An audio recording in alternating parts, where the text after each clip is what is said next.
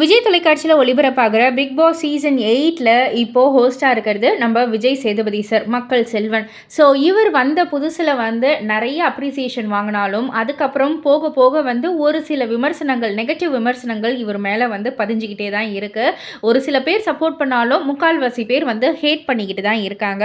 So அந்த வகையில் இப்போ மியூசிக் டைரக்டர் ஜேம்ஸ் வசந்தன் அவர்கள் விஜய் சேதுபதியை சாடி ஒரு அறிக்கையை சொல்லியிருக்காரு.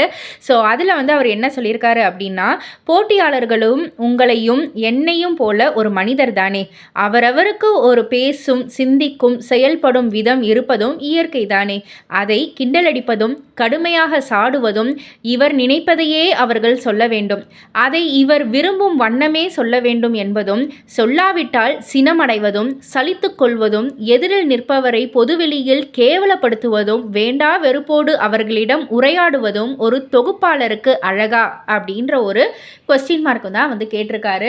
ஸோ இது பலருடைய ஒரு குரல் அப்படின்னு கூட சொல்லலாம். பலருடைய மனதில் இருக்கும் ஒரு ஸ்டேட்மெண்ட் தான் இது. பலரும் அவங்களுடைய சோஷியல் மீடியா பக்கத்தில் இதை பகிர்ந்துக்கிட்டே தான் இருக்காங்க.